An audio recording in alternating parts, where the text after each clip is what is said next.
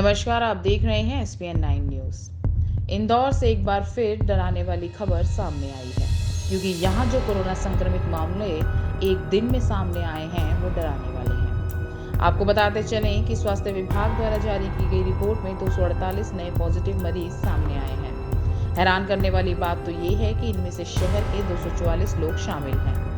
एक दिन में ही इतने लोगों की पॉजिटिव रिपोर्ट आने के बाद अब कुल कोरोना मरीजों की संख्या 842 हो चुकी है। इन आंकड़ों में चौंकाने वाली बात यह भी है कि इन मरीजों में से एक 6 माह की बच्ची भी शामिल है, जो जूनी इंदौर की रहने वाली है। इसी घर से 35 साल की एक महिला भी कोरोना पॉजिटिव पाई गई है।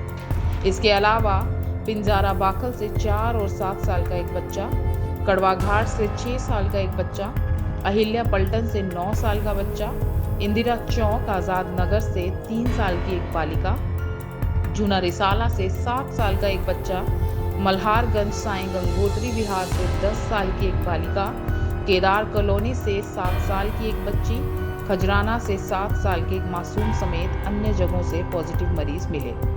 मरीजों में एक ही परिवार के भी कई लोग शामिल हैं। इनके परिवार से पहले भी पॉजिटिव मरीज मिले हैं। इसके बाद इन्हें आइसोलेशन और क्वारंटाइन सेंटरों में रखा गया था।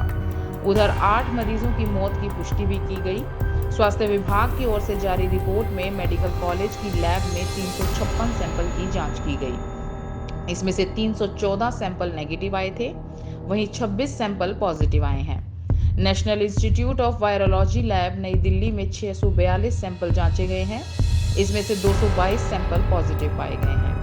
दोनों लैब में कुल 248 सैंपल पॉजिटिव आए हैं। इनमें से 244 इंदौर, 3 देवास और 1 मंदसौर जिले का मरीज शामिल है। गुरुवार को इंदौर जिले के 536 सैंपल जांच के लिए पहुंचे हैं। उल्लेखनीय है कि 1142 सैंपल दिल्ली भेजे गए थे। इनमें से गुरुवार को 642 सैंपल की जांच रिपोर्ट आई, उसमें 222 पॉजिटिव पाए गए। अब तक 1045 की रिपोर्ट मिल चुकी है। सिर्फ 97 सैंपल की रिपोर्ट आनी बाकी है। स्वास्थ्य विभाग की टीम ने 8 मौतों की पुष्टि की है। इसमें से 5 मरीजों की मौत गुरुवार को और 3 मरीजों की मौत पहले हो चुकी है।